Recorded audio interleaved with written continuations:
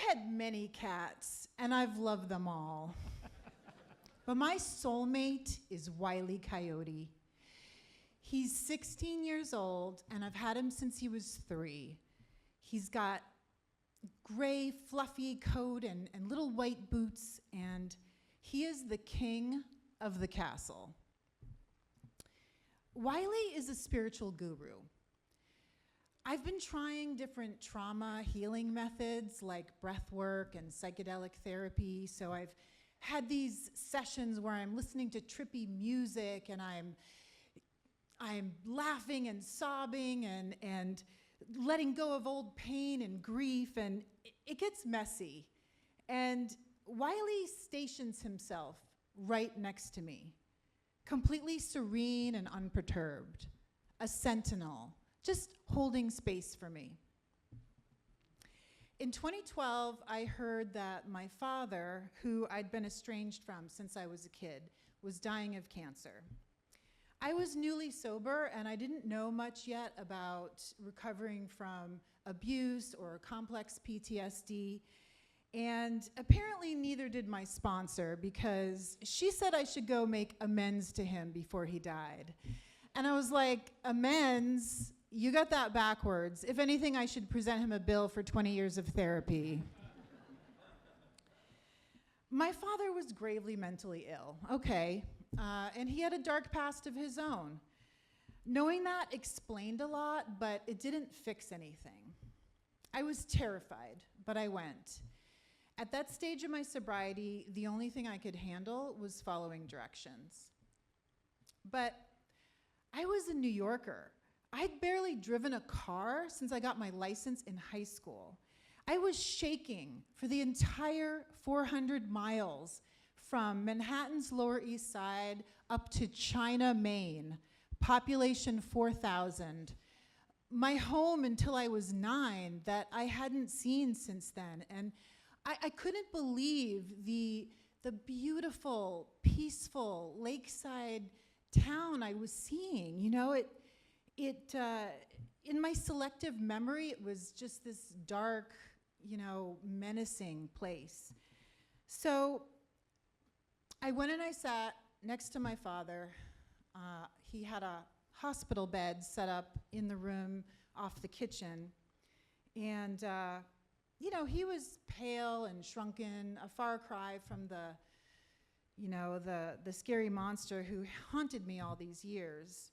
But there was a familiar gleam in his eye as he registered my presence.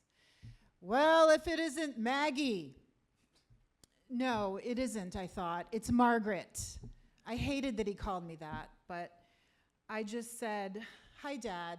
As part of my recovery program, I'm here to make amends to you.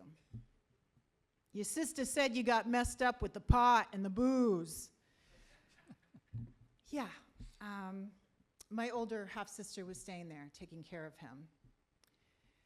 "Dad, I held a grudge, I blamed you, and I shut you out. I'm sorry." But was I sorry? I was just doing as I was told, and my heart was pounding out of my chest. "I always wondered why you never parlayed that college degree into something more." Okay, my deadbeat dad's calling me an underachiever. I gotta really wrap this up. Thank you, Dad, for passing on tall jeans and a sense of humor and pulling me out of the frozen lake when I was a kid ice skating. I mean, I was really grasping here, but I got through my speech. I steadied my nerves looking around the room, and my eyes landed on this weird bookcase. "Dad, why does that bookcase have handles on it?" I trailed off as I realized why. "Pretty expensive for a pine overcoat. May as well get some use out of it while I'm still here." Great idea, Dad, I thought. Make that coffin work for you. A fluffy gray cat swished against my ankles. Wylie Coyote, my father's sole companion since his 3rd marriage failed. I stayed on at Dad's for 2 weeks until the end. My sister and I took turns waking in the night to give him his meds, narcotic meds, which I totally could have pilfered but didn't. Wylie and I napped in my old room, and we played laser pointer, and I took him outside for walks, and he chased chipmunks, and we became best friends. Finally, there was the will, or really a grudge list of who wasn't getting what and why. My daughter, Margaret, is to receive nothing as she has chosen to follow an alternative lifestyle. Well, at least he didn't call me Maggie. But what was he getting at with alternative lifestyle? He barely knew me. Was he calling me queer? Vegan? A New Yorker? I don't know, and I never will. Eventually, I got back in the rental car and drove to New York. Sitting on the passenger seat beside me was Wylie Coyote, the best gift my father ever gave me. And the cat's in the cradle and the silver spoon, the little boy blue and the man on the moon. When you're coming home, Dad, I don't know